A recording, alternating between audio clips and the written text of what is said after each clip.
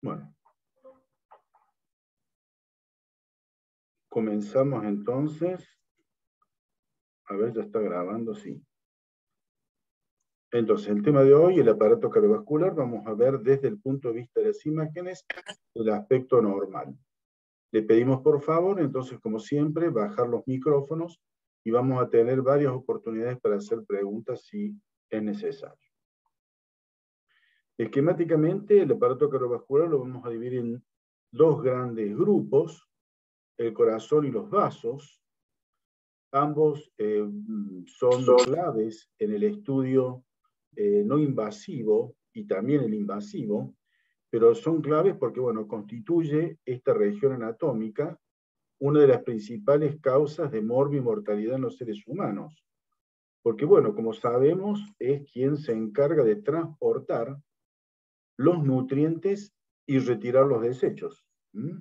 Es como el sistema de autorrutas y delivery que tenemos en nuestro cuerpo, porque lo que hacen es llevar y traer a los lugares adecuados para ser repuesto el nutriente, digamos, en cada uno de los departamentos o de las casitas que son las células, y retirar los desechos de allí y llevarlos ya sea a las diferentes partes del organismo, riñón, tubo digestivo, el respiratorio, entre otros.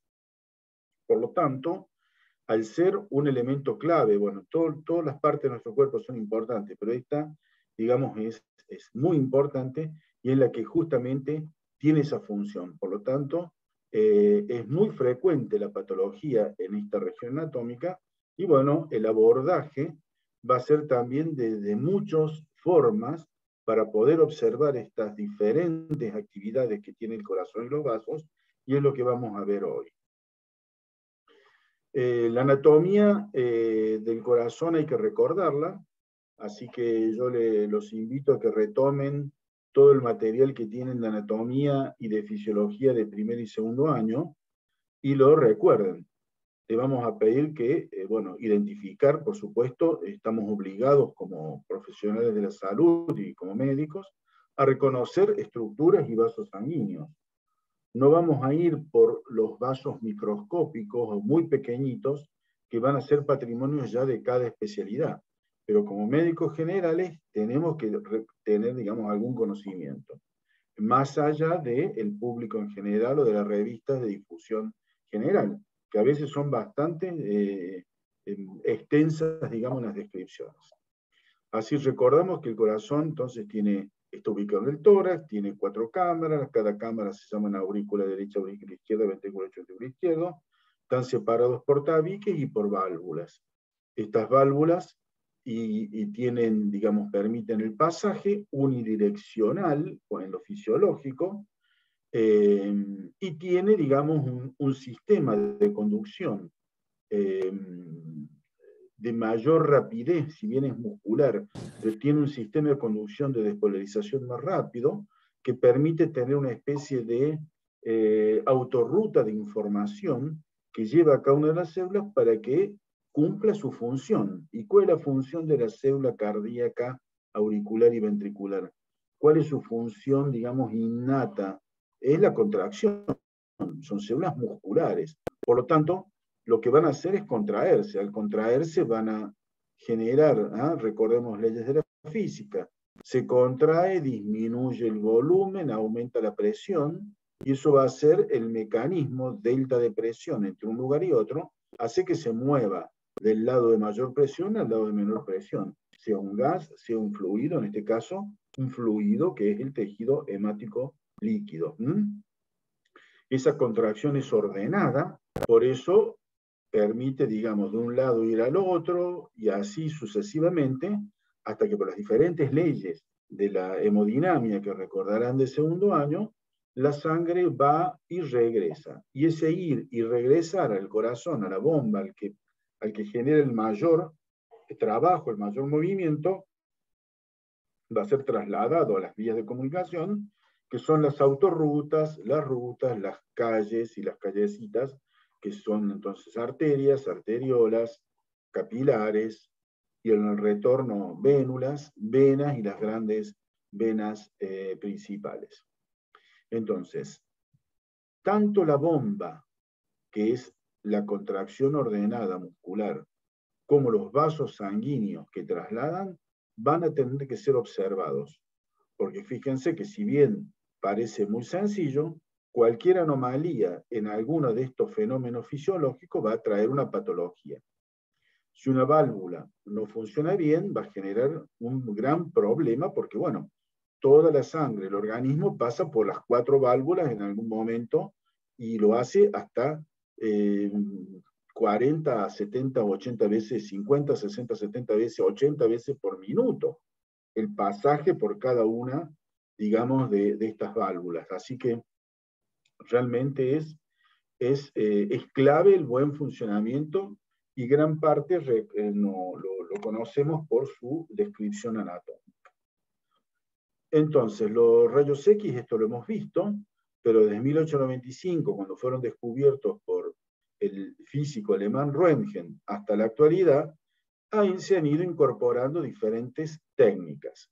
Como el corazón es clave y los vasos sanguíneos son claves para el organismo y tienen una alta prevalencia de mortalidad, cada vez que aparecía un nuevo método, evidentemente se trataba de ser utilizado, digamos, o se buscaba utilidad en el aparato cardiovascular, porque, bueno, nos da información. Por eso vamos a ver que hay bastantes métodos ofrecen información. Y esta información por allí se superpone, por allí es a veces hasta complementaria, a veces no. Entonces, como por allí es medio complejo, porque varias cosas pueden decir lo mismo, vamos a tener que jerarquizar los métodos para hacer un uso racional. Entonces, fíjense, los rayos X son de 1895. Año 1902, el doctor Albert Abrams describe en un libro el corazón normal. Hasta ese momento, obviamente, la única forma era abrir el tórax, pero evidentemente nadie se le abre el tórax porque sí, y menos en ese momento donde no existían los antibióticos ni los anestésicos. Entonces, fue realmente un boom, un gran adelanto tecnológico descubrir el corazón normal 1902, es decir, 7 años, en realidad 6 años luego del descubrimiento de los rayos X, ya un médico describía el corazón normal. Y tomó medidas, tomó nombres que ya no se usan hoy, pero tenían nombres muy simpáticos y con eso se trató. Pero en el año 1919, otro médico, Saul Dancer, genera algo superador, que es lo que hoy todavía seguimos utilizando. Para describir el corazón normal, lo comparó con la caja torácica. En cambio, el doctor Abrams decía, no, tomaba medidas en centímetros, decía, esto es normal. Y bueno, a veces no es tan fácil, ya vamos a ver. Entonces, una forma superadora fue el índice cardiotorácico, en el cual va a comparar el corazón con la caja torácica. Esto en cuanto al inicio en el corazón. Fíjense los vasos sanguíneos. 1896, al año siguiente del descubrimiento de los rayos X. El primero en sorprenderse con el descubrimiento de los rayos X fue el propio descubridor, digamos, que fue Röntgen.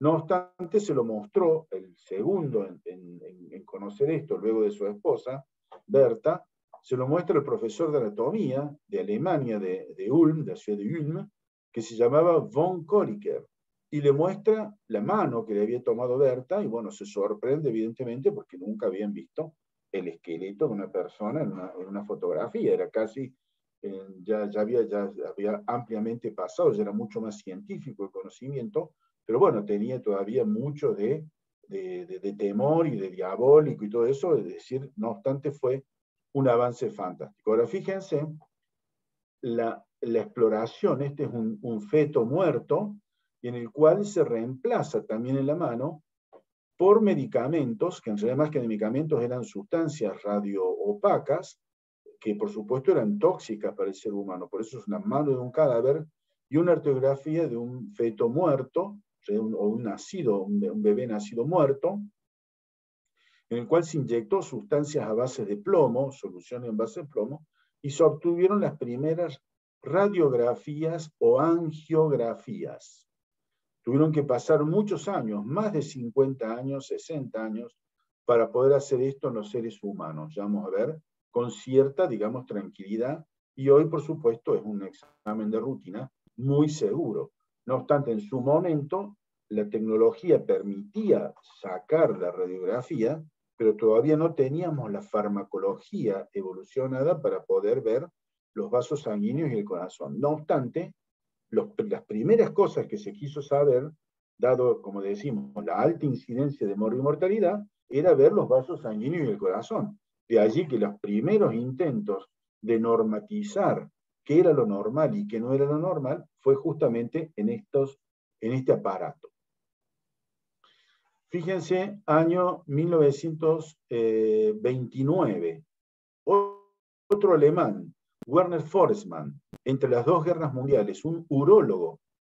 Fíjense, este hombre, muy inquieto, era un urólogo, por lo tanto tenía manejo de sondas y de catéteres para vías urinarias. Imagínense los plásticos, ni siquiera existían los plásticos eran como cauchos que existían en ese momento para hacer los sondajes, y él lo que se hace una sección en su propia vena basílica, en el antebrazo, en el brazo, perdón, por encima del pliegue del codo, y se coloca una sonda, y la sonda, como sabía anatomía, por supuesto, sabe que la vena basílica, luego es la vena axilar, luego la vena subclavia, si entra por uno de los brazos, tronco venoso innominado, vena cava, y llegó a la aurícula derecha. Y sacó una radiografía en su momento, en el año 1929, y dijo, con esto el día de mañana vamos a poder estudiar el corazón. Todavía no se tenía la farmacología, pero él ya ideó, pensó, ya que puedo ver el corazón, ¿por qué no introduzco algo y llego directamente al corazón? Y el día de mañana, no sé, ya estaban investigando.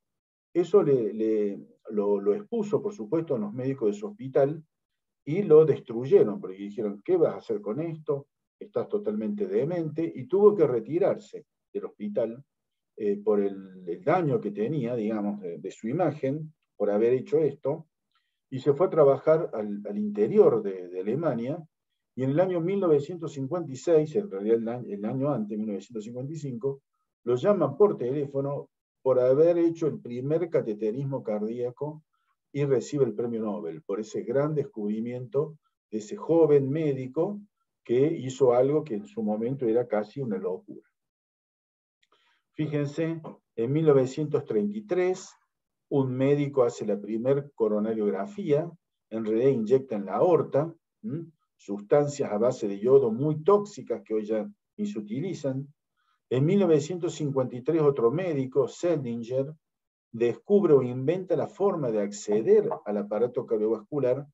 Hasta ese momento se disecaba, es decir, se abría la vena o la arteria del antebrazo, habitualmente, se cortaba la arteria, se introducía un catéter y luego se suturaba la arteria. Era una técnica, es más, cuando yo no soy tan grande como estos médicos, tan viejos, pero sin embargo, en mi inicio en la residencia, en el año 86, todavía se hacían disecciones arteriales para entrar a una arteria. Fíjense, con su mortalidad también, porque no es lo mismo cortar una arteria. Sellinger, en 1953, ya lo vamos a ver más adelante, descubre o inventa una técnica percutánea que es la que hoy seguimos utilizando en todo el mundo. 1961, se hace la primer cinecoronariografía. Ya había tecnología que permitía hacer ciertos catéteres, ciertos plásticos, ya se conocía el manejo de algunos plásticos, que permitían hacer tubos que podían ser ingresados al organismo y reutilizados. 1967, Judkins inventa los catéteres propiamente dicho, y hoy todavía seguimos usando los catéteres Judkins, por ejemplo, que tienen cierta formita para ingresar a una arteria u a otra. Es decir, el avance tecnológico fue acompañado de gente que era inquieta, pero además también avances técnicos en otras áreas, en particular en los plásticos, en la tecnología, en la mejor esterilización, el manejo de antibióticos, y todo eso fue haciendo de que la gente inquieta pudiese hacer cosas en forma más tranquila. Y hoy vamos a tener entonces, como dijimos, como es una parte tan importante de nuestro organismo, todos los métodos van a aportar algo. Y la radiología aporta, ya vamos a ver, sobre todo este índice cardiotorácico, que se utilizan todos los días en las terapias intensivas, al menos por ahora. Se utilizan las radiografías de tórax de todo el mundo, todavía se sigue utilizando. Y va a dar una información, que ya vamos a ver cuál es, que es básica, pero algo nos va a decir. La ecografía, la medicina nuclear, la angiografía, la tomografía y resonancia magnética. Entonces, la radiografía del tórax para ver el aparato cardiovascular se llama teleradiografía de tórax. Y es la que vimos el lunes pasado con el doctor Marangón. La ecografía se llama ecocardiografía y se utiliza enormemente. Centenas de estos estudios se hacen en Córdoba todas las semanas. Medicina nuclear, el estudio se llama SPECT cardíaco, ya lo vamos a ir viendo también, y además está en las clases de principio físico en el aula virtual. También angiografía, cinecoronariografía, se llamaba cine, ya casi hoy no se usa la palabra cine, porque las radiografías venían en forma de cintas iguales a las que se utilizaban en su momento previo a la tecnología digital. Se tenían cintas, los rollos a lo mejor ustedes son muy chicos, pero las fotografías antes venía un rollo de fotografía, era una cinta que tenía una emulsión que era sensible a la luz visible. Esto también eran cintas que tenían una emulsión que eran sensibles a los rayos X. Y así obteníamos múltiples imágenes que al ser pasadas en forma rápida por un proyector, daba la idea del cine, como ustedes han visto a lo mejor en las películas, como era antes el cine antiguo, que eran unos rollos de cinta transparente, donde había múltiples imágenes muy parecidas una a la otra, pero al ser pasadas rápidamente a una velocidad de 16, 30 cuadros por segundo, daba la imagen del film, de la película. Hoy, por supuesto, todo esto es digital, ya no hay más cine como ese concepto. Aunque le seguimos llamando cine, pero es otra tecnología. Y la tomografía y resonancia magnética también. Tomografía cardíaca, o coronario cardíaca, o coronario o resonancia magnética cardíaca. Vamos a comenzar con la radiología. Acá tenemos una foto de un esquema de un corazón visto de frente. Sabemos que esto es un volumen, no es una cosa plana. Tiene casi como un óvalo. Pero bueno, la radiografía, una de las grandes ventajas que permite ver, pero una de las grandes desventajas es que el sujeto en cada exposición es bidimensional, aunque nosotros somos tridimensionales, pero la exposición radiográfica es plana, es bidimensional. Entonces, si yo traslado esto a la radiografía, yo obtengo. Ahí está la aorta. Ahí tengo la arteria pulmonar, el ventrículo izquierdo, del otro lado, la vena cava superior, la aurícula derecha, la vena cava inferior. Entonces lo que voy a hacer, bueno, finalmente los ilios, el de un lado y del otro, y el ángulo costofrénico. Entonces yo lo que voy a hacer es trasladar el corazón a la película. Entonces, ¿qué veo? ¿Veo tridimensión? No. Veo una silueta. Como ver la silueta de una persona, de una sombra, veo una silueta. Fíjense, entonces yo tengo aquí el borde del ventrículo izquierdo, el borde de la aurícula derecha, la vena cava, el callado aórtico, etcétera, etcétera. Es decir, estoy viendo una proyección anteroposterior de una estructura anatómica tridimensional. Esto es lo normal. Luego, por supuesto, está toda la lectura de la patología, que la vamos a ver en los módulos clínico-quirúrgicos. Entonces, fíjense, estas indicaciones a partir del año 2006, es decir, hace casi 20 años. ¿Para qué queda la radiología? Bueno, es un chequeo, da un aspecto genérico, da un panorama del paciente cardiovascular, no me dice si este paciente tiene un infarto o no tiene un infarto, me dice si la proporción del tamaño del corazón es más o menos normal o no. Y bueno, es como si yo veo un brazo de una persona y el brazo lo veo de tamaño normal y proporcionado al cuerpo, yo digo, bueno, lo más probable es que ese brazo esté normal, a lo mejor tiene una disfunción motora o una fijación ósea, no lo sabemos, pero me da un panorama. Si yo veo un brazo más o menos proporcional al cuerpo y con estructuras que más o menos remedan la normalidad, yo voy a decir, es un brazo a grosso modo normal. Me va a hacer, entonces eso se va a llamar el panorama o el chequeo. Voy a utilizar un índice cardiotorácico descrito en 1916, ya lo vamos a ver, o ya lo vimos con el doctor Marangoni, y va a servir para un control genérico, me va a dar un chequeo, es lo único que me va a dar la radiografía.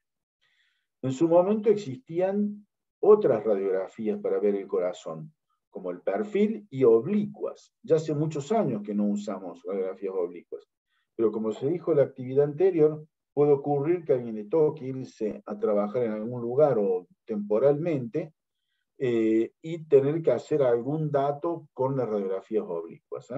Y eso es exclusivamente, si yo el corazón, que lo tengo en mi mano, lo hago girar para un lado o para el otro, voy a obtener las diferentes posiciones. Voy a ver qué es lo que voy a ver. Entonces, lo primero que vamos a decir es del corazón con el tórax, es que voy a tener un índice. Un índice compara la cosa A con la cosa B. ¿Qué es la cosa A? El corazón. ¿Qué es la cosa B? El tórax, la caja torácica. Entonces, por supuesto, tiene toda una serie que ya nos imaginamos, y ustedes ya se han dado cuenta que si comparo A con B, yo tengo que presumir que B es normal para comparar A con B. Si no, se me hace complejo. Y ya ver que tiene sus limitaciones. A grosso modo, el corazón no debería medir más de 15 a 16 centímetros en la placa obtenida, como se explicó el lunes anterior, a 1,80 m, posición postero-anterior, de pie. Esa sería la forma de medir la cardiometría, las condiciones básicas. Postero-anterior, 1,80 m, como mínimo. Entonces, a grosso modo, el corazón no debería medir más de 15 centímetros.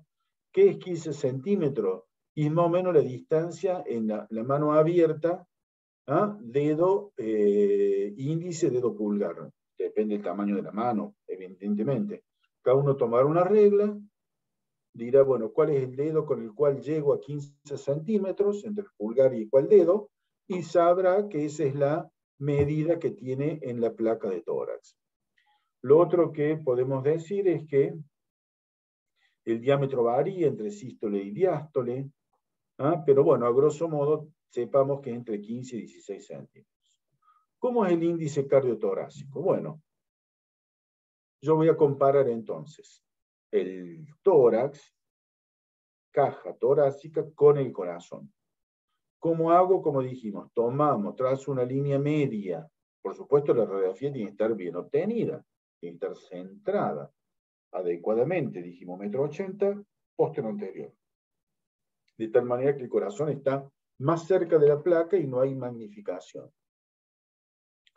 Trazo una línea media y luego busco la distancia mayor al límite de la aurícula derecha y la distancia mayor al ventrículo izquierdo.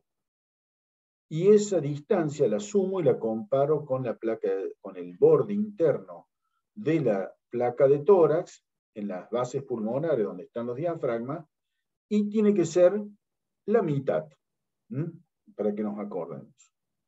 ¿Cómo hacemos? En general no tomamos eso, hacemos un poquito más, más oblicuo. Pero esta sería la forma correcta, yo debería trazar una línea. No lo hacemos, tomamos la distancia con la mano o con una regla, y eso lo medimos. Habitualmente tenemos una regla, De paso vemos si se cumplen esto de los 15, 16 centímetros. Ya vamos a ver que tiene variantes, como todos nos estamos imaginando.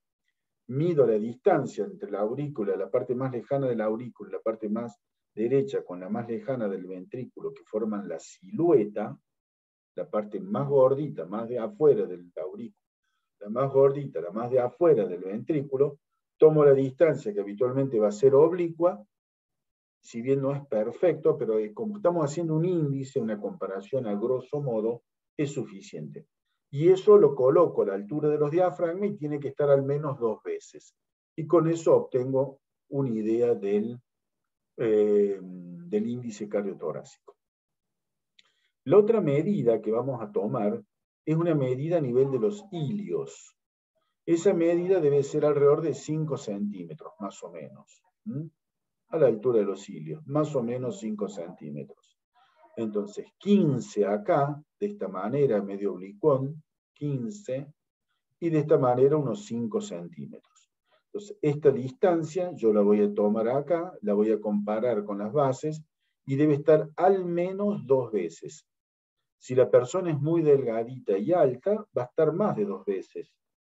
A lo mejor va a estar 2 veces y media. ¿Ah? Si la persona es más pícnica, es decir, más gordito, o en fenómenos fisiológicos como el embarazo, o patológicos como la ascitis, el corazón tiende a hacerse un poquito más acostado, más horizontal, y a veces entra justo. Pero bueno, ahí estará nuestro criterio de conocimiento estadístico, es decir, esto es lo normal con una campana de Gauss. Hay algunos que van a ser normales pasaditos para un lado y para el otro, y lo tendré que considerar, digamos, con el criterio estadístico médico, si la persona la conozco y está bien, y bueno, a lo mejor es porque es más, tiene algún fenómeno estos, como es más gordito, o tiene ascitis, o tiene embarazo, o es muy delgado, y entonces el corazón cuelga, entonces en una inspiración profunda, y está más de 2 veces. Entonces, la otra medida que vamos a tener en cuenta es la línea medio clavicular. El corazón no debería pasar la línea medio clavicular.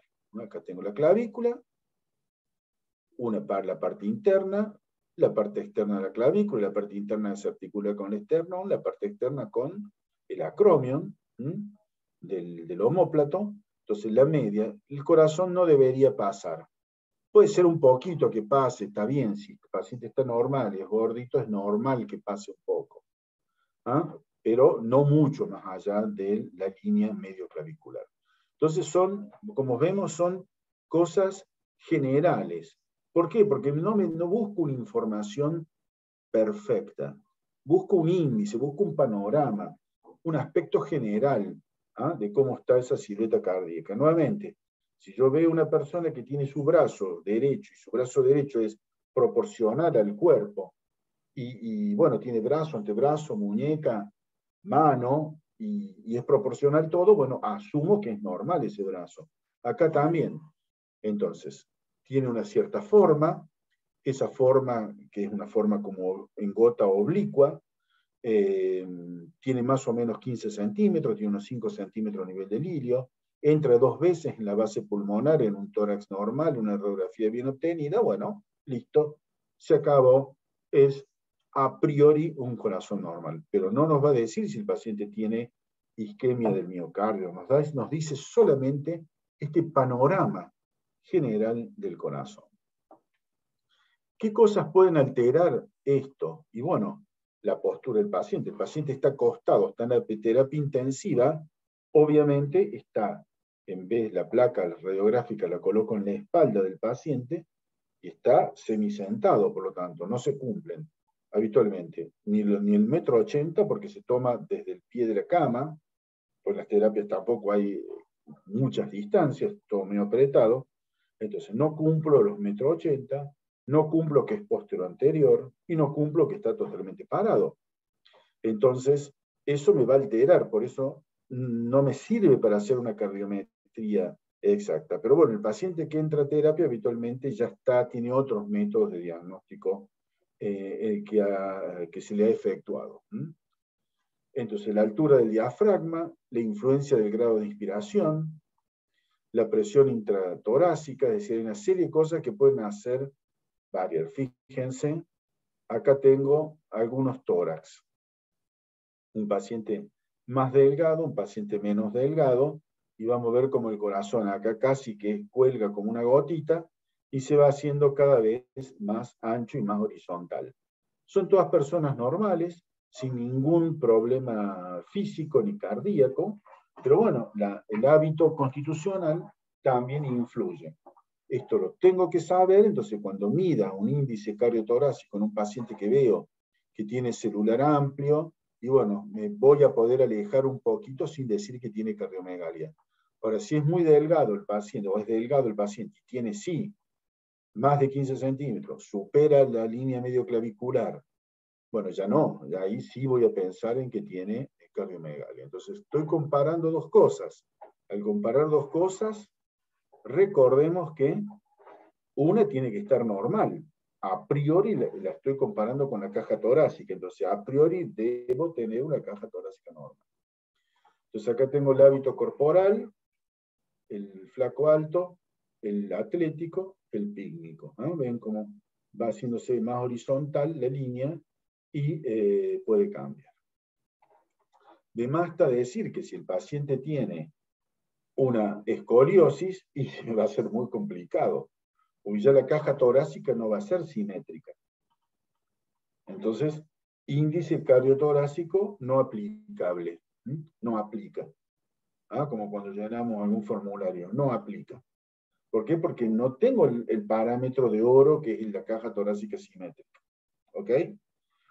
O que a ni qué hablar si el paciente tiene un derrame pleural, es un paciente patológico que ingresa a la terapia intensiva, y acá yo tengo, este es el tórax normal, acá tengo derrame pleural.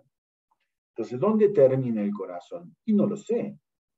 No sé si termina acá. A lo mejor termina acá el corazón y el derrame es chico. O a lo mejor el derrame es grande y el corazón está normal. No lo sé. No aplica este método para hacer el índice cardiotorácico. ¿No? No aplica.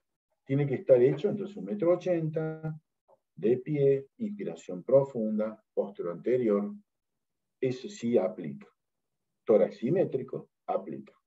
Tórax asimétrico, por más que esté sacado así, como esta rotoescoliosis, o que tenga una dificultad para observar la silueta, como en este caso de derrame pleural, obviamente no aplica. Y acá tenemos otros dos pacientes. Fíjense, el paciente acá tiene un derrame pleural pequeño.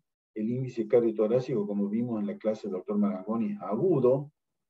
¿Ah? Acá es redondito para arriba, así que acá hay líquido, está más alto. No es agudo, acá hay líquido pleural. Y bueno, esto yo mido de acá hasta acá, mido, y si lo comparo esto con la base pulmonar, seguramente me va a decir que hay cardiomegalia. Este otro paciente tiene esto acá. ¿Qué es este aparato que tiene puesto este paciente? Un marcapasos. ¿Eh? Este es el dispositivo electrónico y el cable y el catéter de descarga eléctrica que termina en el ventrículo derecho. ¿Hay cardiomegalia? Aparentemente sí. ¿Ah? Esto está más gordito. Ahora, ¿qué otra cosa puedo tener acá yo que me haga confundir y yo decir que tiene cardiomegalia? Es decir, los límites del método. Entonces dijimos que haya asimetría en la caja torácica, que haya derrame pleural muy masivo, que sea obtenida en posición no adecuada. Fíjense acá. ¿Qué puedo decir de esto? Bueno, que una radiografía que está tomada aparentemente bien, de pie, no tiene puesto ningún catéter, o sea, aparentemente no está en terapia intensiva. Y bueno, obviamente, esto es mucho más ancho. Ahora, ¿cómo sé yo que todo esto es corazón? Y vamos a ver que hay patología que también puede sumarse y hacernos confundir. Entonces tenemos que estar atentos. A lo mejor este paciente tiene un tumor o tiene derrame pericárdico. Fíjense la forma, bastante simétrica para un lado y para el otro. Se llama en caramañola, porque bueno, habían algunas botellas así, hace un tiempo. Había unas botellas que tenían esta formita. No lo sé, yo lo único que sé es que digo índice cardiotorácico alterado. No sé si es solamente por cardiomegalia. Lo mismo acá. ¿Hay cardiomegalia? Este paciente está en terapia intensiva. Fíjense, tiene los electrodos, tiene una vía central, tiene puesto acá en la tráquea, ve un tubo, tiene puesto una traqueostomía o un tubo endotraqueal. Por lo tanto, esto está obtenido posterior. Este paciente no se puede parar porque está con un tubo, si está con un tubo, una tráquea, está anestesiado, porque ningún humano soporta un tubo en la tráquea, si no está anestesiado.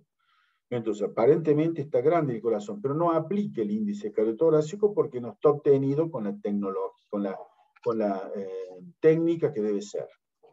Entonces, ¿para qué lo uso esto? ¿Por qué se usa la radiografía en las terapias? Bueno, porque me va diciendo si estos infiltrados se van limpiando, si esto es derrame pleural en un paciente axemia acostado, al no estar parado no se forma bien la línea del derrame pleural, entonces lo mejor es derrame pleural, entonces me va a servir como para controlar cómo van esos infiltrados pulmonares y a grosso modo el tamaño cardíaco, porque si esto yo lo tomo al momento del ingreso y tomo luego radiografías en la misma posición, diferentes días, y me va a servir para comparar la radiografía del día 2 con el día 1, la que hice el viernes con la que hice el lunes, y ahí sí voy a tener una idea de evolución del paciente. Nuevamente, no va a aplicar el índice cardiotorácico, pero yo no estoy buscando esta información, estoy buscando si va mejorando o no va mejorando. Fíjense acá, otra. Acá tiene una pancita, porque ya tenemos el ojito, ya de este lado más o menos está bien, porque ahí veo el callado aórtico, veo la arteria pulmonar, veo el ventrículo izquierdo, de este lado veo, bueno, lo más probable que sea la vena cava superior, y ahí está media gordita la aurícula derecha. Fíjense, este paciente tiene dos cosas. Primero, un pectum excavatum, es decir, el apéndice sifoide está más metido que los cartílagos condrocostales. Ya tiene una presión, fíjese el corazón como está siendo comprimido. Y además tiene esto, que es un quiste pleuropericárdico. Entonces, lo que me está haciendo gordito acá en realidad es la suma de un pectum excavatum más un quiste pleuropericárdico. Entonces, esta silueta está alterada. Entonces, silueta, índice cardiotorácico aumentado. Pero no sé cuál es la causa. Tendré que hacer otro método. Pero bueno, tengo un panorama. Ya sé que no es normal eso. Y esa es la función de la radiografía de tórax por el aparato cardiovascular. Después está toda la información pulmonar que vimos en la clase pasada con el doctor Marangoni. Acá estamos viendo si hay traumatismo en las costillas, contamos las costillas, vemos si hay fractura, etcétera, etcétera. También esto va a ser objeto de la información en la parte patológica. ¿Cierto? Entonces, ¿el índice cardiotorácico se usa? Sí. ¿Es perfecto? No. Debo tener en cuenta cómo está obtenido la información y a su vez debo conocer que hay una serie de patologías que se pueden agregar al índice cardiotorácico, como por ejemplo derrames pleurales, o en este otro caso, vamos a ver, fíjense, un paciente con un marcapasos, añoso, está de pie, acá están los bracitos, pero ¿qué pasa acá? Ahí están los electrodos, fíjense acá atrás hay como un nivel hidroaéreo, y acá también hay un nivel hidroaéreo, es una hernia hiatal. Entonces, hay una serie de curvas acá que se agregan a la silueta cardíaca que no es del corazón, sino es por una hernia hiatal. Entonces, silueta cardíaca, índice cardiotorácico alterado, silueta cardíaca deformada, va a necesitar otro método para poder decir qué es lo que está ocurriendo acá. Ya vamos a ver cuáles son los métodos, por supuesto. Bueno, preguntas hasta acá. Estamos viendo este panorama de lo que es la radiografía de tórax para el aparato cardiovascular. No mucho Una más pregunta. para dar Disculpe. info. ¿Sí? Usted dijo que antes, ahora se hace solo de frente y de perfil, y antes se hacía de otra forma y puso una imagen. ¿Por qué ya no se hace más de esa forma? Porque la información que te va a dar va a ser superada por otros métodos que dan mucha más información. Entonces, el objetivo para el aparato cardiovascular es casi el frente nada más. Cuando estudiamos el pulmón, sí, ya hace falta frente y perfil. Para el aparato cardiovascular es el frente. No siempre hacemos radiografía frente y perfil, pero sería bárbaro si tenemos frente y perfil. Pero las oblicuas, si necesitamos oblicuas, ya es porque el frente salió o el perfil salió alterado. Entonces ya yo podría hacer oblicuas, pero la información que me van a dar los otros métodos es tan superior a las oblicuas que han quedado casi perimidas. Es decir, Muchas tenemos gracias, profe. mayor calidad a muy poquita diferencia de costo, mucho mejor información. Entonces, el objetivo del panorama lo tiene la radiografía de frente más el perfil. Lo otro, si no dispones de métodos de mayor complejidad, como vamos a ver. Ya casi, ya te digo, hace años que no hacemos las oblicuas. Entonces, ¿cuáles son los métodos que le siguen? Dijimos que el otro es la ecografía. La ecocardiografía. Fíjense, acá tenemos a un doctor, un rotante, que está haciendo la ecocardiografía del paciente.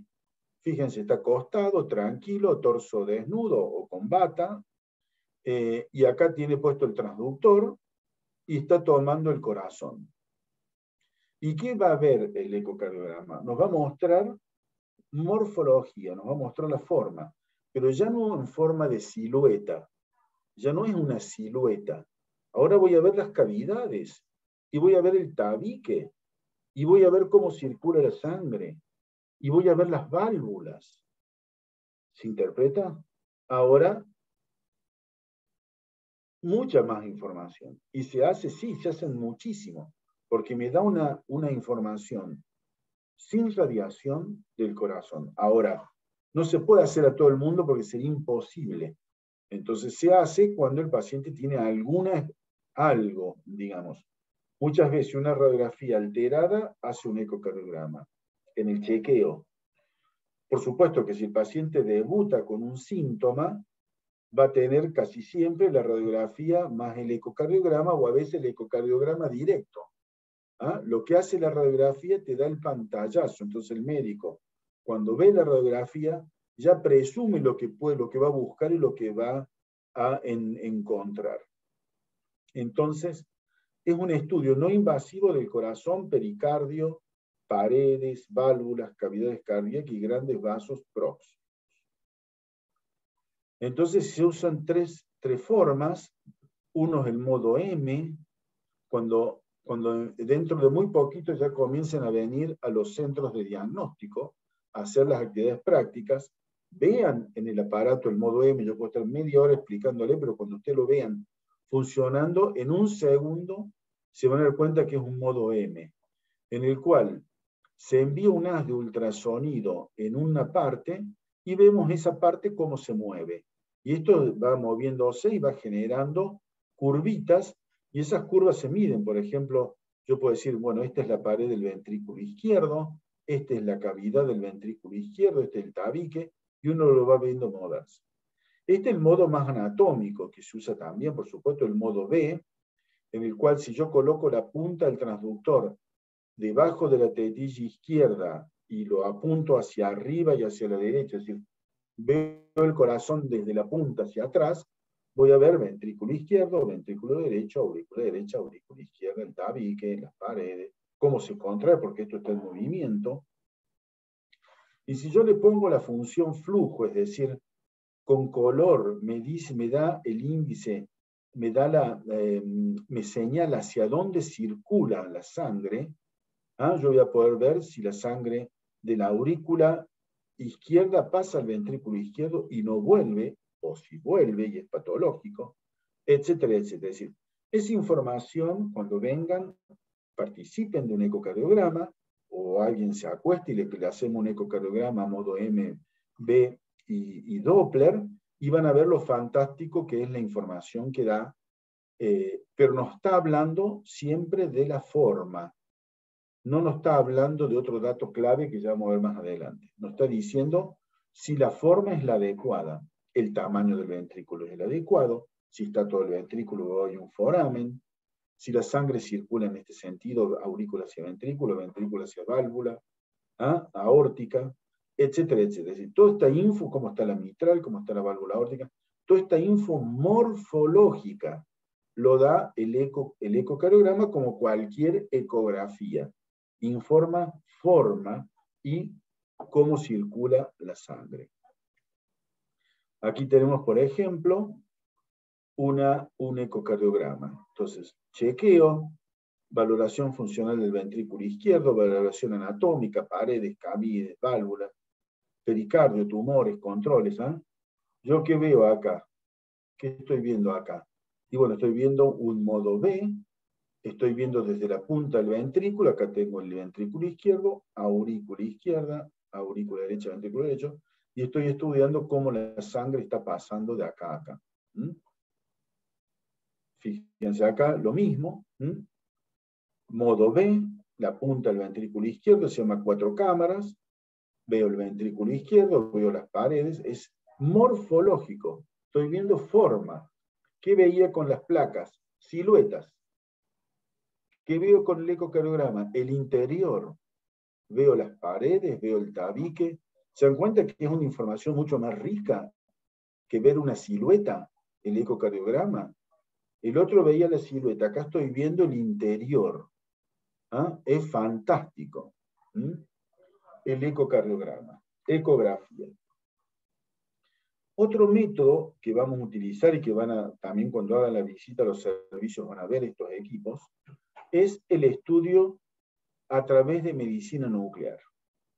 Pero a diferencia de la radiografía y la ecografía, que uno veía silueta y el otro veía las formas, digamos, la cavidad, las cavidades, las paredes, la morfología, lo que vamos a ver con esto fundamentalmente no es forma, sino llegada de sangre al músculo. Acá vamos a estudiar la perfusión.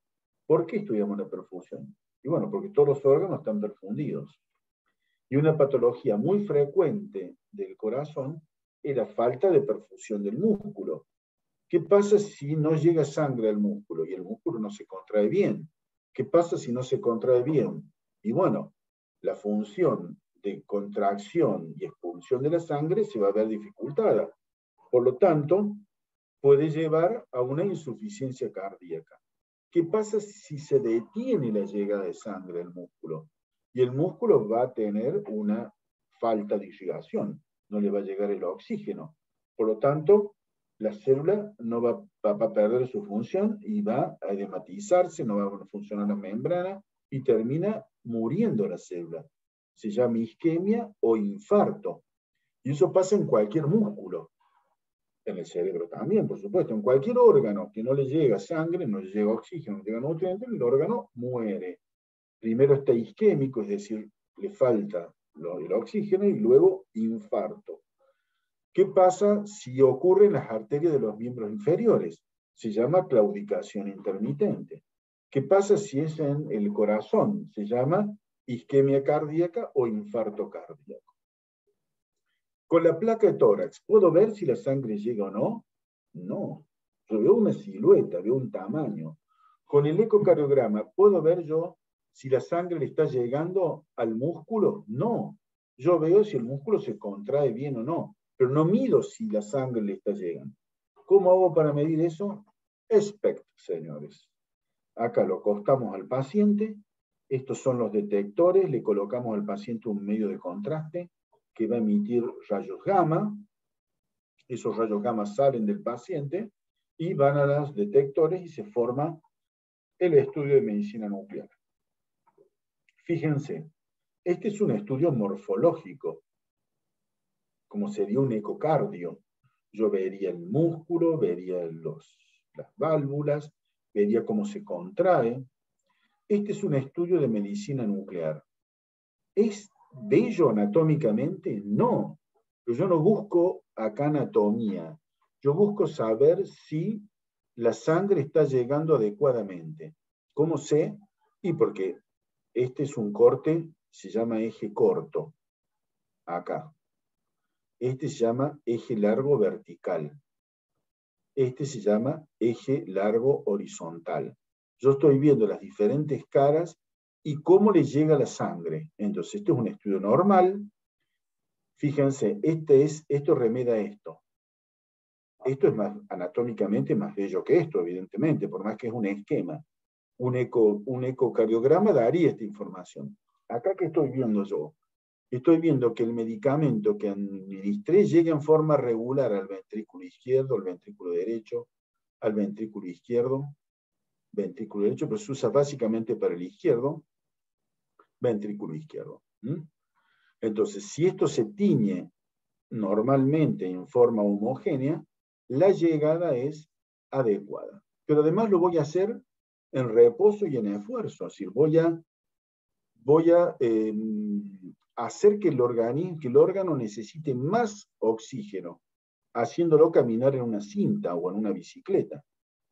Entonces, si hay alguna dificultad en la llegada de sangre, por ejemplo, una arteria que está estrecha, se va a producir una isquemia. Ahora, digamos, estamos jugando con fuego, le estamos tocando los bigotes al tigre, porque la persona que tiene posible isquemia, le vamos a desarrollar una isquemia para medir si está o no está. Entonces las personas vienen con dolor torácico, a veces dolor torácico atípico, un electrocardiograma que no dice mucho, hay pruebas de esfuerzo también para hacer con electrocardiograma, se llaman justamente pruebas de esfuerzo, donde hacemos el electrocardiograma en reposo y el electrocardiograma en esfuerzo, pero esto además nos va a decir, no solo el paciente está siendo controlado con electrocardiograma constantemente, pero no solo nos va a decir, sino nos va a decir el territorio que tiene defecto. Y eso ya va ayudando. Me va a decir, el paciente tiene un área del corazón que se tiñe menos, ya vamos a ver un ejemplo, que se tiñe menos. Y ese teñido menos corresponde, por ejemplo, como sabemos la anatomía, yo sé que la coronaria izquierda tiene un tronco común, luego se divide en la circunfleja que va por el surco auriculoventricular del lado izquierdo, y sé que hay o si la otra arteria es la de coronaria izquierda descendente anterior, que va entre el surco interventricular hacia adelante, hacia la punta. Y del lado derecho está la coronaria derecha, es decir, ese conocimiento anatómico general marca territorios. Entonces, si el paciente tiene una isquemia, como vamos a ver, por ejemplo, este es el ventrículo izquierdo, ventrículo derecho casi ni se ve, y vemos que se tiñe bastante bien el ventrículo izquierdo, el eje largo vertical, eje largo horizontal. Y hacemos movimientos. Fíjense, esto lo tomamos en diferentes momentos del ciclo, lo hacemos que se mueva, y vemos cómo el medio de contraste va llegando y va emitiendo rayos gamma en cada momento del ciclo cardíaco, y lo puedo obtener, registrar con las máquinas, con los fotomultiplicadores. Nuevamente, toda esta info está en las clases de física, que vamos a ir viendo también en la medida durante el año o respondiendo preguntas. Entonces, ¿qué nos indica esto? La existencia o no de enfermedad coronaria. No nos interesa si el músculo está más grueso o más chico, si la válvula funciona o no. Eso me lo dice el ecocardiograma. Acá me está diciendo si la sangre llega adecuadamente, si la perfusión del órgano es adecuada. En fin, hay una serie, esto forma parte de la patología. Yo veo, el listado es para que ustedes vean la cantidad de indicaciones que tiene el SPECT cardíaco.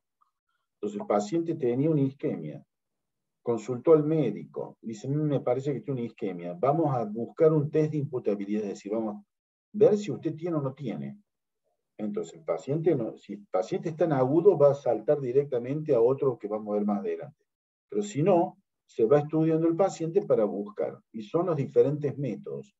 Y este va a ver que va a competir con otros métodos. Y bueno, con el avance de la ciencia, los métodos van pasando de segundo a primer lugar, de primero a segundo lugar, como todo en la vida, las indicaciones van a ir modificándose con la tecnología en función de los años. Esto que estamos diciendo hoy aplica 2022.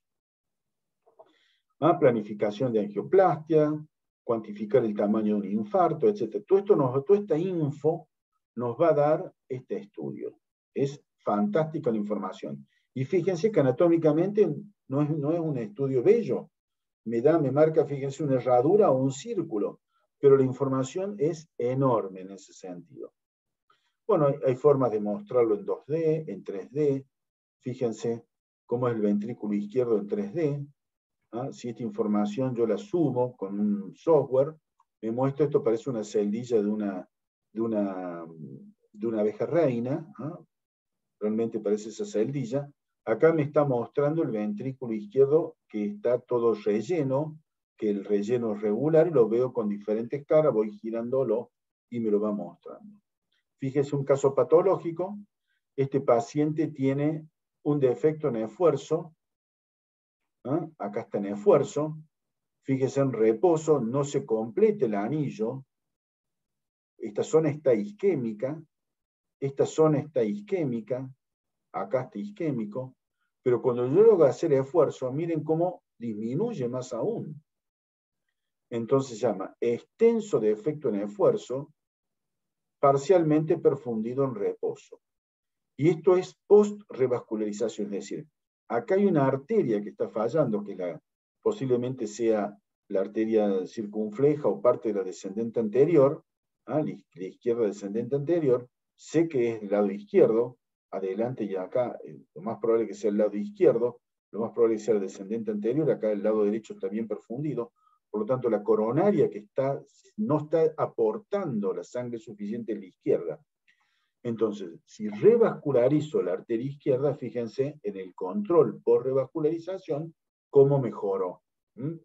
Entonces, la arteriografía, como vamos a ver, ¿me muestra? No me muestra la perfusión. El único método que hoy me está mostrando adecuadamente la perfusión, o uno de los mejores métodos para ver la perfusión, es el SPECT, con medicina nuclear. Bueno, otro paso más, hablamos de revascularización. Y hablamos de que podemos inyectar, como vimos, en ese feto y en esa mano a fines, digamos, del siglo XIX, 1896, cuando se hacían, pero que eran con materiales tóxicos. Hoy lo hacemos con materiales con muchísima seguridad farmacológica. Y los catéteres son mucho mejores que los que usaron los primeros médicos al principio. Entonces acá tenemos el árbol arterial, el árbol venoso, sabemos por dónde va lo normal, sabemos las principales vías anatómicas, la aorta, las ilíacas, ilíaca interna, ilíaca externa, ilíaca primitiva, femoral superficial, femoral profunda, femoral común, poplitea, tibial, es decir, esta anatomía, que es la anatomía básica del cuerpo humano, la tenemos arterial, tenemos que saber, ¿no es cierto? La aorta da ramos viscerales, da las arterias renales, la tronco arterial, el tronco celíaco, la arteria mesentérica superior, la arteria mesentérica inferior, las arterias lumbares. Es decir, no le vamos a pedir de dónde nace la arteria lumbar L3, no le vamos a pedir eso, pero sepan cuáles son el nombre de las arterias principales que salen de la aorta, ¿eh? No es una pregunta fina. La primera rama, entonces, ¿cuáles serían? Las coronariografías, las coronarias, ¿no es cierto? Las primeras ramas de la aorta, en los senos de Balsalo. Bueno, ¿y la técnica Seldinger qué es? Que es la que se utiliza hoy. Dijimos que antes se disecaba, se cortaba. ¿Cómo es la técnica Seldinger? Punzo la arteria con una aguja. ¿Cómo sé que está la arteria? Tengo varias formas. Habitualmente se palpa. Cuando yo palpo el pulso, punzo justo abajo de donde siento el pulso. Puedo hacerlo también bajo guía ecográfica. Si el paciente tiene algún problema o es muy gordito, o lo que sea, yo puedo usar también la vía ecográfica para ver la arteria y punzar dónde está la arteria y no en otro lado. Cuando punzo la arteria, ¿qué va a ocurrir del otro lado de la aguja? Va a salir sangre. ¿Y sale sangre a gotita? No, sale sangre a chorro. Entonces rápidamente paso una guía por dentro de la aguja y lo paso lejos dentro de la arteria. Retiro la aguja, comprimo, por supuesto, retiro la aguja, la guía está pasada, es larga la guía, varios centímetros para adentro, varios centímetros para afuera, y luego al retirar la aguja introduzco un catéter, por fuera de la guía, digamos, alrededor de la guía lo introduzco, y eso se llama técnica Seldinger. 1953, gran descubrimiento para poder hacer los estudios en forma no invasiva. Fíjense acá, elijo, en este caso, la arteria femoral común, podría usar la arteria radial, la arteria humeral. Son arterias relativamente gruesas que tienen por detrás un plano óseo. Ese plano óseo me permite luego comprimir y evitar que se hagan hematomas. Entonces la arteria femoral común es una arteria enorme, mide como 10 milímetros de diámetro, 9 milímetros, me permite perfectamente pasar un catéter de 2 milímetros por dentro, sin obstruirla, y detrás tengo un plano óseo, que es la rama iliopubiana. Entonces, comprimo, yo cuando siento el latido, comprimo y puedo hasta obstruir la arteria comprimiendo. Entonces eso es una vía de acceso de excelente calidad, como es la arteria radial con el carpo, o la arteria humeral con los huesos del codo. Es decir, yo puedo apretar. No tengo un plano blandito atrás que me es difícil apretar. Tengo un plano óseo que me permite comprimir la arteria. Entonces punzo, coloco la aguja, sale sangre, paso una guía, luego paso un catéter. Y este catéter va a ir, ya vamos a ver, a diferentes arterias. En este caso, por ejemplo, la coronaria derecha, o la coronaria izquierda, dependiendo del catéter. Fíjense, los catéteres son estos tubitos que vienen de diferente longitud y diferente diámetro y diferente forma. Estos son los médicos que, por ejemplo, son los catéteres Judkins, que fue el primer médico que hizo allá en la década del 60, 1966, describió, le puso forma a estos catéteres, porque las arterias nacen a 90 grados de la aorta habitualmente. Por lo tanto, no puede ser un tubo recto, porque va a ir siempre a las válvulas.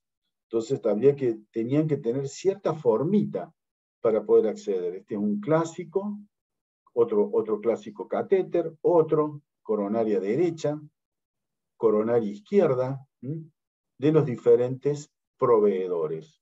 Estos son los médicos inquietos que van tomando la formita y dicen, a ver, con esta formita voy a acceder más rápido, que si es recto, y tienen nombre.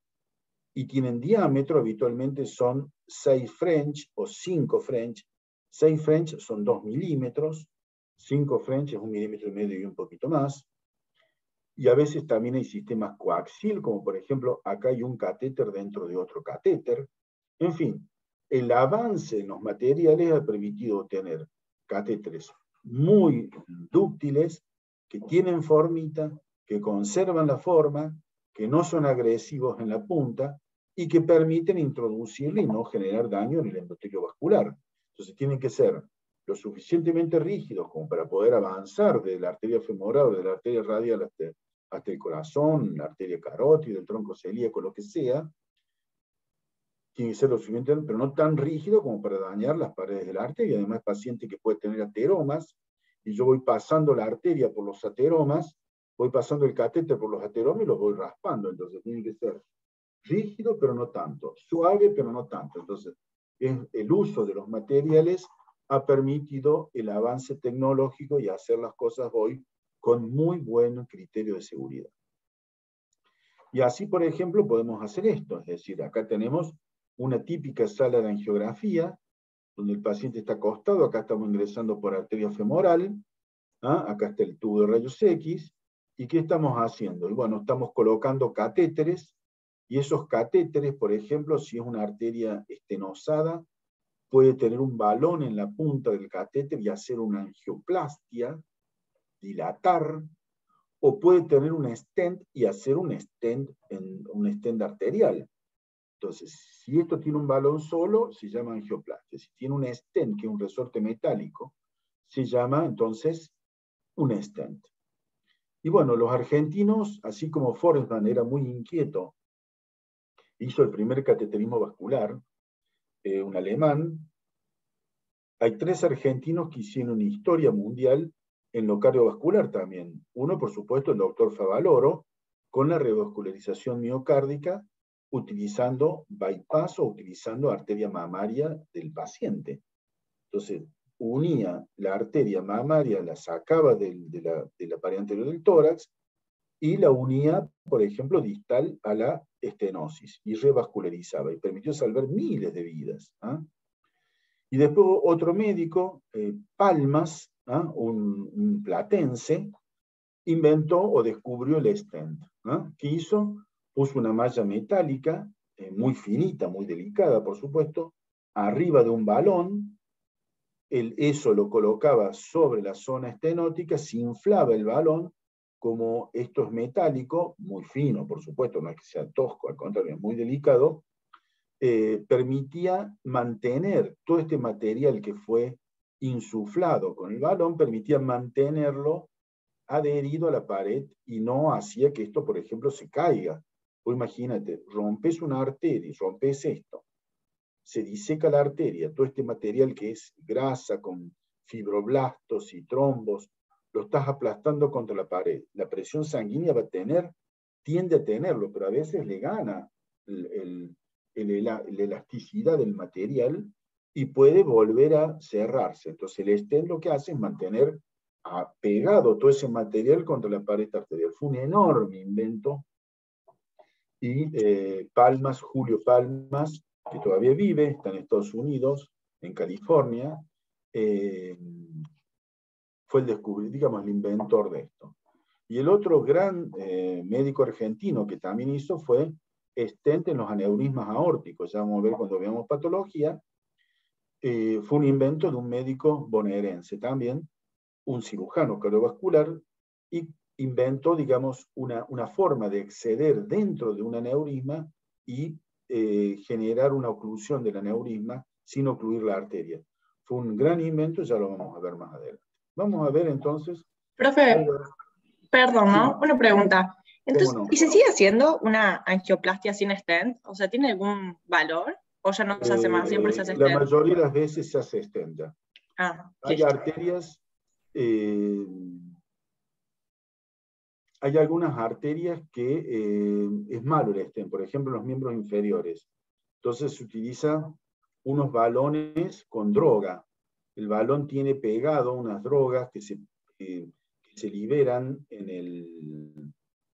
el vaso sanguíneo y queda pegado al vaso sanguíneo. Y se utiliza mucho eso. Entonces, Bueno, profe. Gracias. Por favor, vamos a ver ahora. ¿Ahí están viendo esto? ¿Están viendo una arteriografía? Sí, profe. Bueno, fíjense. Ahora vamos a ver esa arteriografía que dijimos. ¿Qué será esto, este tubito? ¿Qué será este tubito? El catéter. El catéter. Genial. Ese catéter. ¿Es recto? No, tiene una formita.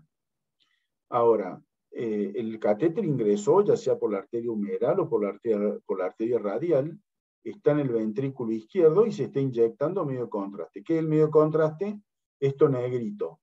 ¿Qué es lo negrito? El medio contraste. Es un medicamento en base de yodo que se ha logrado una fórmula y una concentración que es prácticamente inofensiva. Tiene algunos problemas, en particular con riñones que están al límite, pero en general es muy segura. También puede tener alergia, puede tener alergias severas, como todo medicamento, pero es muy seguro. Fíjense, acá, el catéter ya no está en el ventrículo. ¿Qué arteria será esta? Bueno, es una coronaria. Esta es la formita de C típica de la coronaria derecha. Entonces, ¿qué hace el catéter? Como tiene formita, si fuera recto, iría siempre para acá, pero como tiene forma, se manipula el catéter en forma suave y se logra que ingrese en el ostium de la arteria, en este caso coronaria derecha. ¿Qué información me da? Me da la información de cómo está el estado de la arteria, no de la perfusión. La perfusión que me daba la medicina nuclear me habla de la llegada a las células. Yo no veo acá cómo llegan las células, yo veo el estado de las autorrutas. No veo el estado, digamos, supongamos que estas sean las rutas y este es el nutriente, en este caso es. Lo que me muestra es cómo en cada casita, en cada departamento llegan las hamburguesas y la Coca-Cola y el agua mineral y sacan los desechos, las bolsitas con los desechos. Esto me muestra las rutas. El estado de cada una del estado de los grupos celulares, de si llega o no le llega a los grupos celulares, y el estado de esos grupos celulares lo da la medicina nuclear.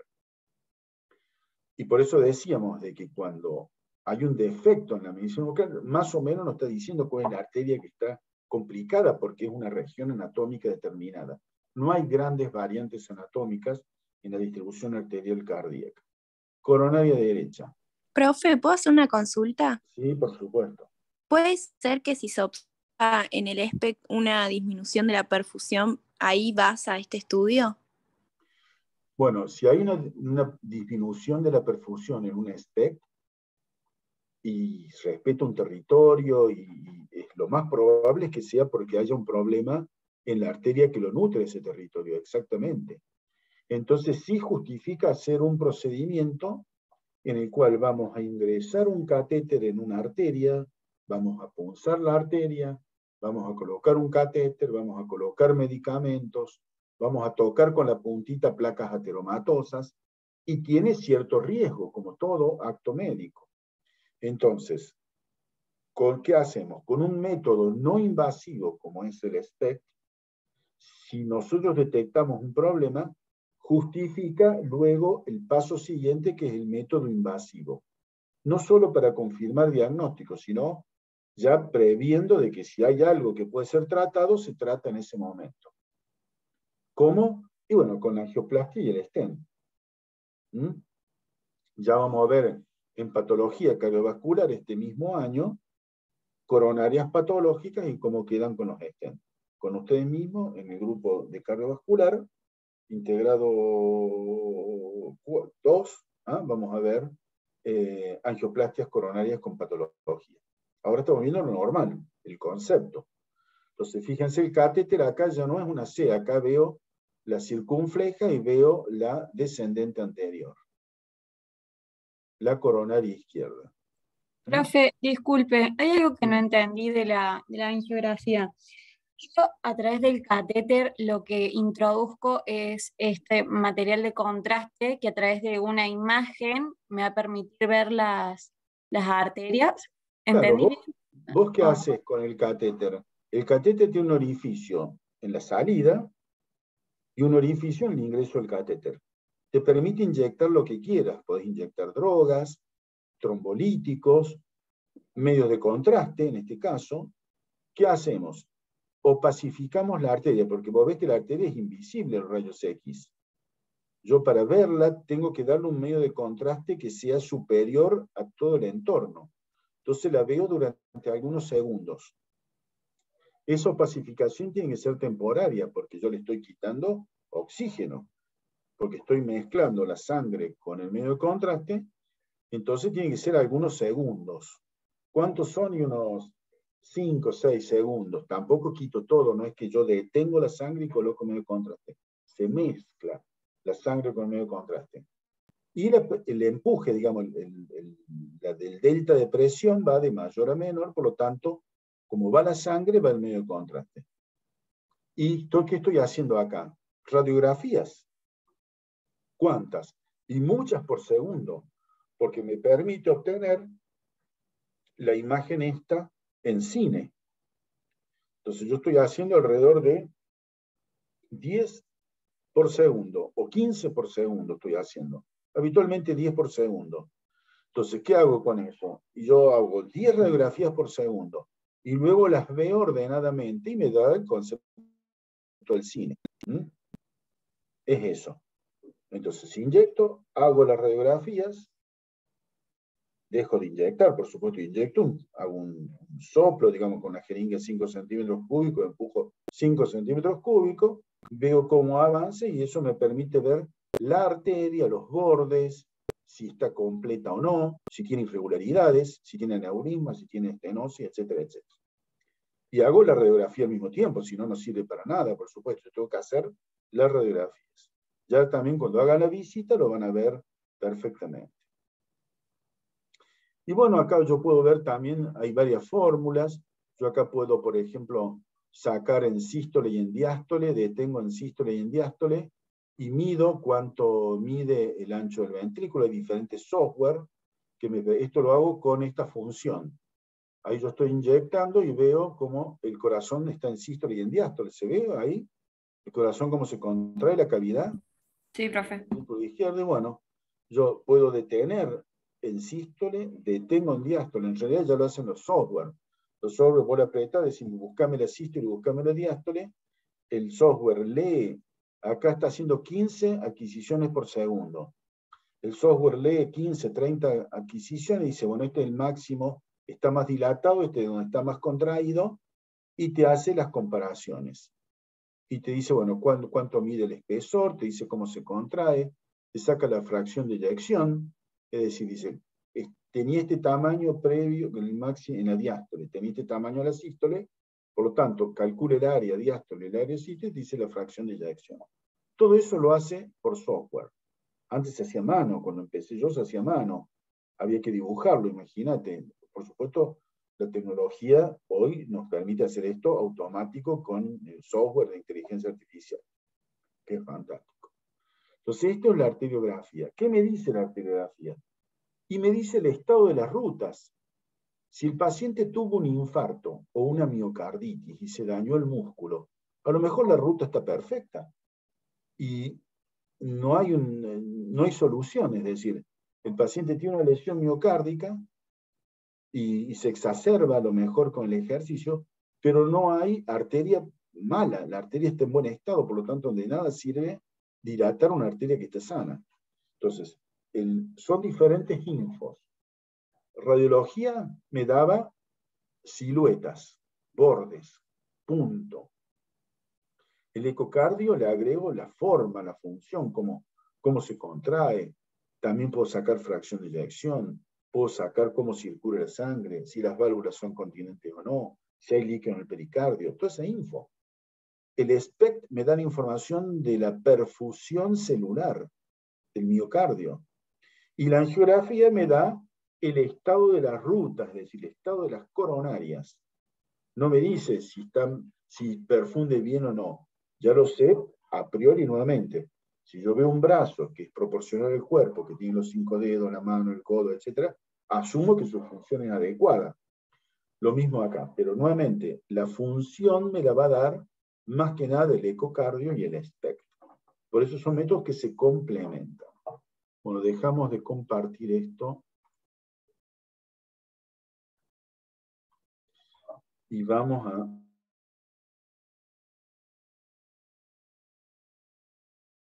volver a ver, compartir. Compartir.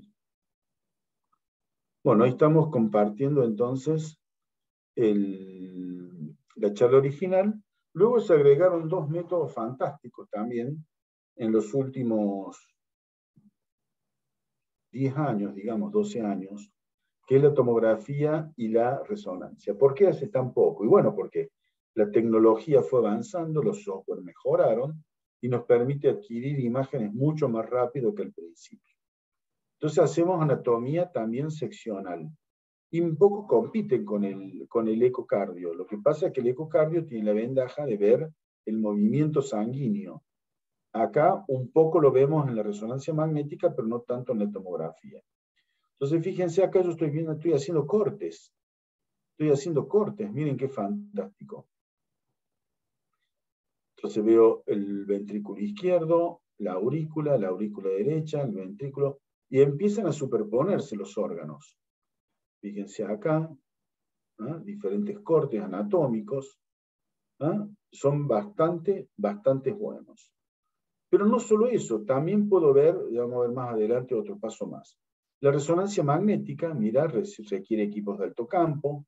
Acá tengo un corazón por resonancia magnética, visto un corte coronal, entonces tengo el corte típico como la placa de tórax, la silueta del ventrículo izquierdo, la aurícula derecha, la aorta, tróncula pulmonar, la orejuela, fíjense, incluso.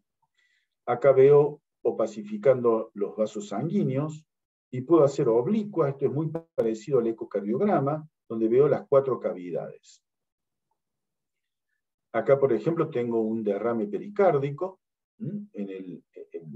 por ejemplo, placa de tórax con silueta alterada. Va a un estudio morfológico. Supongamos que el paciente tiene enfisema, y no se puede hacer el ecocardiograma. Bueno, la resonancia magnética es un excelente método. En este caso es un tumor. El ecocardiograma dice, mira, me parece que hay un tumor, pero ya para verlo mejor, planificar una cirugía, ya es necesario un método de mayor complejidad, en este caso la resonancia, me está diciendo que está ocupada gran parte de la aurícula derecha por un tumor sólido. Ya me da un paso más adelante. Pero bueno, esta era la película que veíamos la gente de mi edad y nos asombramos porque decía, el futuro, este es Viaje a las Estrellas, la primera edición, las primeras ediciones, este era el médico, el doctor McCoy, y así hacían los diagnósticos, fíjense. Y son muy parecidos a lo que utilizamos ahora, en 30 años después, 40 años después de esta película. Así veían ellos el futuro, fíjense el peinado de la enfermera, la ropa, y cómo ya veían que colocando un aparato alrededor de una persona podía hacer el diagnóstico. No había nada de esto todavía.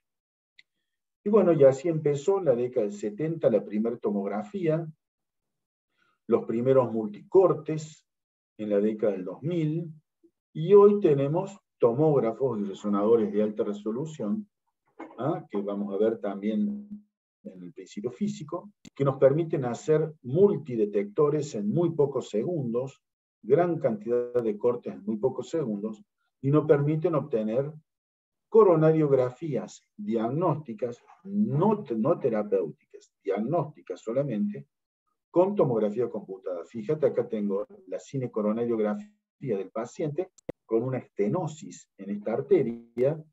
¿Ve? La arteria viene parejita y acá tiene una estrechez. ¿Y cómo se ve con tomografía computada? Acá hizo falta contraste intraarterial, como vimos recién. En cambio, esto es contraste endovenoso. Nada que ver, contraste arterial con contraste endovenoso. Esto requiere internación, cateterismo, ansiedad enorme por parte del paciente y su familia, posibilidad de algún problemita. En cambio, esto es mucho más incruento o menos invasivo. Y así fue mejorando y nos permite decir si la placa es blanda o la placa es cálcica. Por ejemplo, acá tengo un paciente que tiene una placa cálcica en una arteria y acá tengo una placa de colesterol. No es una placa cálcica, está la cálcica y está de colesterol. La placa cálcica ya está curada, es muy difícil que se complique. Las placas que no están calcificadas son placas activas que se pueden complicar. Es decir, la tomografía no solo nos dice que está la placa, sino de cómo está compuesto histológicamente. Y nos permite ver las arterias pulmonares y hacer reconstrucciones 3D, fantástica. Acá tenemos un puente como el que hacía Favaloro, uniendo la aorta ascendente con una arteria luego de las estenosis. Y bueno, los diferentes artículos, fíjense, año 2002, 20 años atrás, una nueva técnica. ¿Qué debemos esperar de esta nueva técnica? Una nueva coronariografía con técnicas de imagen. Fíjense, año 2002, ¿no? 20 años, y ya hoy forma parte de los estándares de los diagnósticos de muchísimos centros de diagnóstico. Entonces acá tengo la coronaria derecha, la coronaria izquierda, etcétera, etcétera. Podemos obtener imágenes de altísima calidad con métodos no invasivos. Ahora, ¿esto se aplica para todos? No. Supongamos que tenemos un paciente agudo, que está con dolor precordial. ¿Vamos a hacer el eco, la placa, el eco, el SPECT? No. Va directamente a electrocardiografía y si efectivamente el dolor torácico es de causa cardiovascular, va directamente a la angiografía más menos stent. Entonces, los pacientes que no están en agudo y que tienen riesgo de la vida, se van utilizando otros métodos menos invasivos. El paciente que es agudo, que tiene riesgo de la vida, va directamente y se sospecha clínicamente la presencia de una estenosis en una arteria, de una isquemia miocárdica, va directamente al stent. En fin, diferentes arterias, como se ven, fantástico. Y también vemos las arterias pulmonares, que era muy difícil de ver las arterias pulmonares. Hoy podemos ver ahí con la flecha, estamos marcando trombos dentro de las arterias pulmonares, y casi hoy es el método también de referencia para hacer diagnóstico de tromboembolismo pulmonar que es muy parecido, digamos, a lo que ocurriría en una arteria, digamos, en vez de que se tapa la arteria por una ateromatosis, estas son grandes arterias, son las arterias pulmonares. Ahí vemos trombos en diferentes, acá más larguitos, en fin. Entonces, con esto hemos dado un pantallazo de las imágenes del aparato cardiovascular. Preguntas, por favor, opiniones, a ver. Profe, yo tengo una duda. Del A ver. ecocardiograma que había 3 modos, el MB y el Doppler. O sea, ¿es uno o el otro o se pueden superponer? No, siempre se hacen los 3. Ah, se hacen los 3, listo. A ver dónde estoy. Acá estoy. Entonces. Profe, una consulta. La TAC helicoidal, ¿vendría a ser una angiografía que en vez de tener radiografías, tiene tomografías computarizadas? A ver un segundito. ¿Cómo es la pregunta? Preguntaba si la TAC helicoidal vendría a ser una combinación de la angiografía que en vez de hacer radiografías, hacen tomografías computarizadas. No, la tomografía ahora helicoidal fue también tecnológicamente superado, se llama multicorte, aunque tecnológicamente es tomografía tercera generación helicoidal multicorte. Se fueron agregando, es tercera generación porque tiene una corona incompleta de detectores, es helicoidal porque gira simultáneamente el avance de la mesa, y es multicorte porque en vez de una línea de detectores tiene hasta 80, 120 líneas de detectores. Entonces el nombre genérico de la tomografía de la que estamos hablando se llama multicorte. Es como la última palabra, el último concepto tecnológico que se agrega. Lo que hace es obtener un volumen de datos. Un volumen de datos. Vos al tener un volumen de datos, luego podés hacer con ese volumen de datos lo que quieras. Podés hacer reconstrucciones vasculares en 3D, podés, si eso lo adquirís en sístole y en diástole, podés hacer también fracción de eyección. Es decir, una serie de cosas podés agregar, pero son estudios morfológicos. No ves el cine angiográfico, no ves cómo el contraste va avanzando. Todavía no tenemos esa tecnología.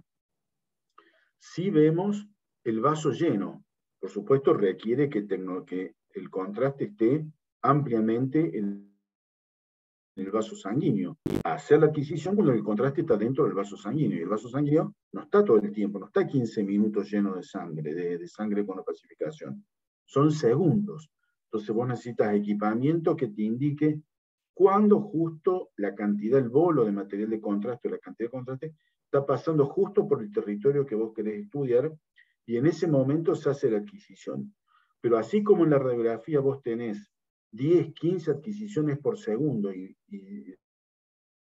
al verlo rápidamente parece un cine, vos acá obtenés volúmenes de datos que duran también algunos segundos, y eso luego lo podés ir comparando. Entonces vos adquirís en sístole un volumen, adquirís en diástole, y con eso vas a poder hacer también movimiento tipo cine, pero en la contracción, no en el avance del medio de contraste como tiene la angiografía. Tampoco te va a permitir dirigir un catéter, porque tenés que verlo en tiempo real.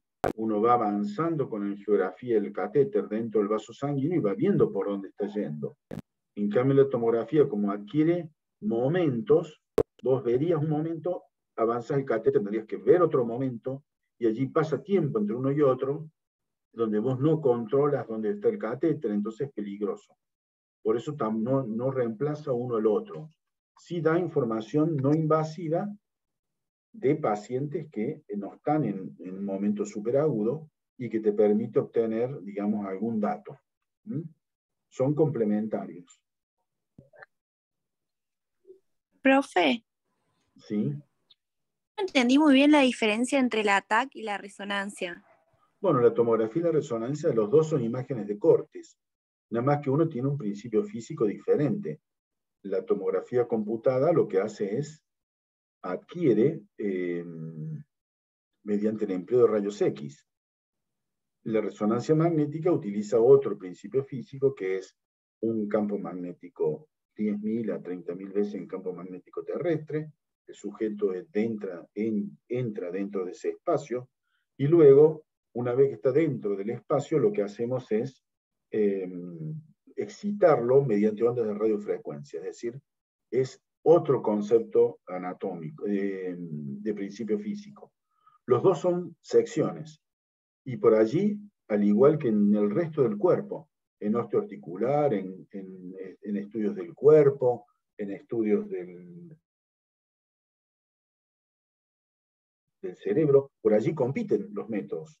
Entonces, nuevamente, el avance tecnológico de uno y otro es constante, y van por allí, uno le gana al otro, luego el otro avanza con alguna tecnología, o por ejemplo la tomografía es mucho más rápida que la resonancia, entonces pacientes que están inquietos, excitados, la resonancia prácticamente no sirve, salvo que esté con anestesia, lo cual también es un poco más complicado, pero se hace, por supuesto, se hacen muchísimas anestesias en resonancia, sobre todo en niñitos, en bebés, se hace porque, bueno, es el mejor de los métodos para estudiar, por ejemplo, el sistema nervioso central. Pero la tomografía también lo estudia, entonces depende un poco lo que uno está buscando, es el método. Y hay veces que se superpone, ¿ah? Y la información es la misma. No es siempre exactamente la misma. Entonces, cuando uno hace una especialidad, se transforma en experto en esa área y dice, bueno, para este paciente que tiene tal cosa, voy a elegir un método de imagen seccional por resonancia, o en este otro caso, por tomografía. Y cuando queda duda, se habla con el radiólogo y dice, mira, tengo un paciente de esta característica, ¿cuál de los dos métodos? Pero efectivamente son muy parecidos, los dos son seccionales. Principios físicos diferentes, tiempos de adquisición diferentes, y nuevamente, los congresos, todos los años se presentan papers donde dice, bueno, esto es mejor que esto otro, y bueno, y eso está en movimiento. Por ahora, compiten, digamos, más que compiten, cooperan, digamos, en los diagnósticos con diferentes matices. Gracias. Gracias por la pregunta. ¿Alguna otra pregunta? Bueno, esto es el aparato cardiovascular en general como un concepto donde vamos a ver la bomba y vamos a ver los vasos sanguíneos. Evidentemente, el motivo de consulta es clave, la edad, la frecuencia, la sospecha clínica, eso va a venir, se adquiere ese conocimiento con el estudio, digamos, de las patologías, de la anatomía patológica que vieron el año pasado, y con eso vamos teniendo un diagnóstico, ¿ah? Y nuevamente lo que hace el diagnóstico por imágenes es aportar más información morfológica en forma no invasiva, generando una fotografía del estado de la historia natural de la enfermedad en ese paciente, no en los pacientes. Entonces yo digo, el paciente tiene, cuando camina mucho, le duelen los miembros inferiores. ¿Qué puede ser? Y bueno, puede ser la arteria que esté mal, puede tener una compresión en el nervio ciático, en la columna, puede tener a lo mejor un menisco roto, puede tener una fascitis plantar. Imagínense la cantidad de causas. Entonces se va a ir, con la clínica, se va a ir, digamos, quitando posibilidades diagnósticas y nos vamos a quedar con un par de posibilidades diagnósticas, y eso lo vamos a tener que apoyar, confirmar con laboratorio, pruebas funcionales, electromiografía, etc., y otro, electrocardiograma, electroencefalograma, etc., dependiendo de la región anatómica, y finalmente, o no, va a hacer falta algún método de diagnóstico por imagen. Sospecho, mira, en realidad se le traba la rodilla, y no siempre es cuando camina mucho, depende del ejercicio, me parece que más onda aparato osteoarticular, posiblemente un menisco. Bueno, pediré el estudio acorde o haré la consulta que corresponde con la especialidad que corresponda. Si sospecho que es de origen vascular, porque es mayor, y bueno, haré un ecodoppler y veré cómo están las arterias, si tienen calcio, si están estrechadas, y si tengo dudas, le haré un estudio tomográfico computado de las arterias o una angiografía de las arterias del miembro inferior. En general, por ejemplo, para realizar una revascularización o una amputación, muchas veces se requiere un método que diga que ese paciente está en el límite, digamos, de la vida de ese órgano. Entonces, muchas veces para decir, bueno, vamos a amputar, se hace una arteriografía, se ve que no baja, no llega la sangre adecuadamente. Pero no solo eso, sino que no hay ninguna otra forma de solucionarlo, porque ya no quedan, está muy lesionado el sistema vascular. Entonces, pero vos tenés un método que te está diciendo, mire señor, hemos hecho todo, y tenés un respaldo, digamos, a tu sospecha diagnóstica de que no hay solución para ese miembro, que lamentablemente lo único que va a quedar para evitar el dolor es la amputación. Y bueno, pero tenés un respaldo morfológico, tenés una anatomía patológica virtual hecha con la opacificación del vaso, diciendo